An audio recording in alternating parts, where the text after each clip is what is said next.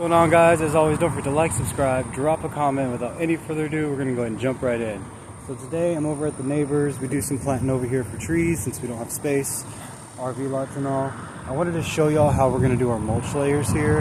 The weeds have kind of started to come up, so I figured this would be a great learning opportunity. He has different kinds, like, so we have this plastic kind of trim to fit sort of setup. We just got some cheap mulch, nothing crazy, and we got our cardboard boxes.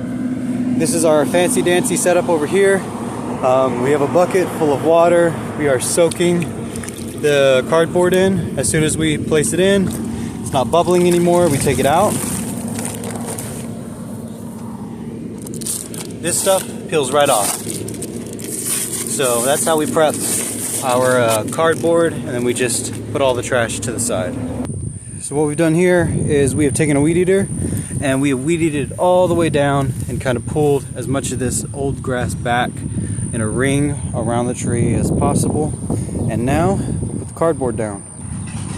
So this is about what it's going to look like. I still need a little bit more cardboard. You have to have a very thick overlap. As you can see, you can pull this back relatively far most of the time and not see any grass. This is going to help suppress that grass and is a necessary step for long-term grass suppression. Alright, so in terms of what cardboard you use, you definitely don't want any plasticky textures. You can see this is all brown. Yes, technically the cardboard has a glue that's not great for the soil. However, if you really look into it, even food grade cardboard, it's actually covered in petroleum products. There's a disclaimer on the box. Just about all of them have that. So we just use what we can get. If you see anything like a Diet Coke box, for example, where it's got that kind of I got one I can show you. So this stuff here, it's kind of flashy. It's got like that really plasticky outside on it. You don't want this stuff. But this is fine. This where it's just like a printed box. So it's not about the color, it's about the material that's on top. If it's got that plasticky bit to it, don't use it.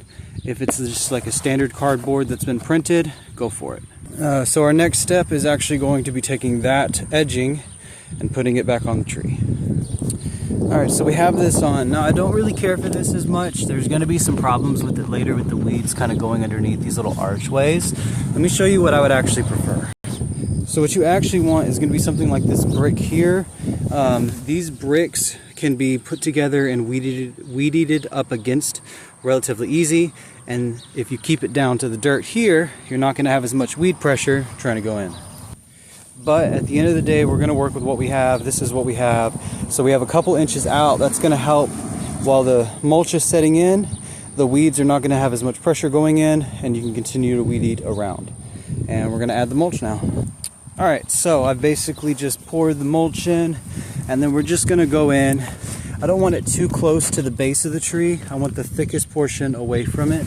And we're just going to kind of spread this out to where we don't see any more cardboard.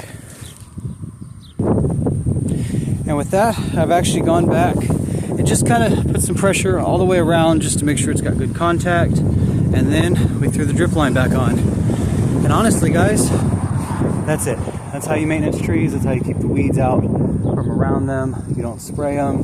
You don't really have to weed them. It's no different than our garden. Add a mulch layer every year and keep up with fertilizer. As always, peace, be kind out there, and we'll see you on the next one.